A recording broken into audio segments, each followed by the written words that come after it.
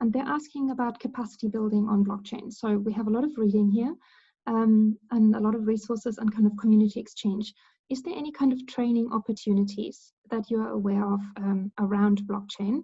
And this is really a trick question because I know that you're aware of them and I know that you have run them before. So can you tell us a little bit about that, and what kind of capacities it would help give colleagues? Definitely, yeah. Was this a planted question? No, so it wasn't actually. I know. No, I know. Yeah, so there actually have been 2 iterations of the UNIN blockchain learning course, which were kicked off actually in New York. So as I mentioned, Christine and I are based in New York. Johanna typically is based in New York, even though she travels all over all the time. But we piloted a blockchain course under the UNIN umbrella actually last year.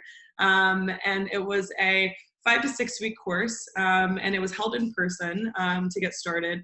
And it was 1 hour a week, in which it was a blockchain 101 that then would have a dash of technical. But one of the things that we like to do on our team is kind of dispel the myth that you have to be hyper technical to understand blockchain. Really, we found that in a lot of our courses, actually people realize like, oh, it's a lot. It's less technical than I thought. Now, I'm not saying it's necessarily easy, but it's you don't have to necessarily be an advanced cryptographer to understand what blockchain is or how to use it or how to interact with it. So there is a course that we, like I said, have run twice.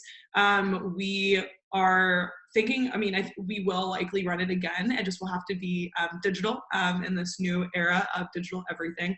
And so that just really is adapting the course content to fit into a digital format in a nice way. But we likely will be running that, through the UN blockchain group.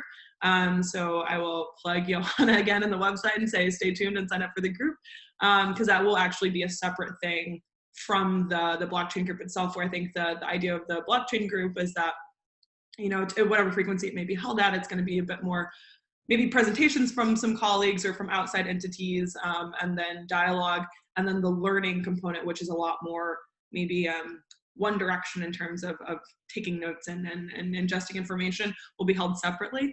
But there is a course, it does exist. And I will also say that something our team at UNICEF Innovation has launched last year is actually a hackathon series for young people called Surge around blockchain.